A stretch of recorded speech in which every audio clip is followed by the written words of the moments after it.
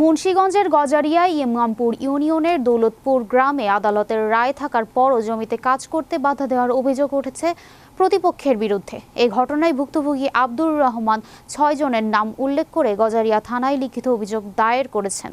মুন্সিগঞ্জ জেলা প্রতিনিধি এস.এম. নাসির উদ্দিন জানান, স্থানীয় অভিযোগ সূত্রে জানা যায়, ইমামপুর ইউনিয়নের গোসাইরচর মৌজার CS 89, SA 120 এবং RS 180 খতিয়ানের বিভিন্ন দাগভুক্ত প্রায় 23% নাল জমির মালিকানা নিয়ে দীর্ঘদিন ধরে বিরোধ চলছিল।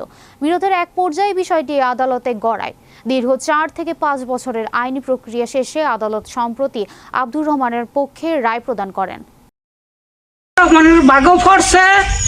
অন্যান্য অংশীদাররা অন্যান্য জমিন নিছে, এইটা মতিউর রহমান বাঘও পড়ছে, মতিউর রহমানের বাচ্চা গেছে আব্দুর রহমানের কাছে।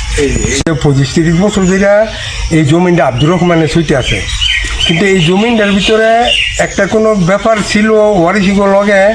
এরপরে হ্যাঁ কোর্টের থেকে রায় আনছে, রায় অনেক সেই মাটি কাটবো, বেকু দিয়ে বাড়িতে করবো, অনেক আবার বিরুদ্ধে হয়েছে এটা অবজেকশন দিতে আছে।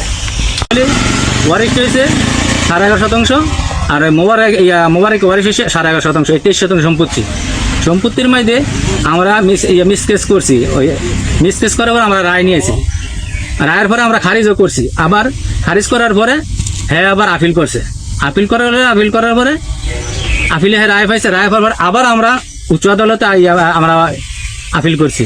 এটা হচ্ছে ঢাকাতে অতিরিক্ত জেলা বিভাগীয় কমিশনারে আমরা আপিল করছি।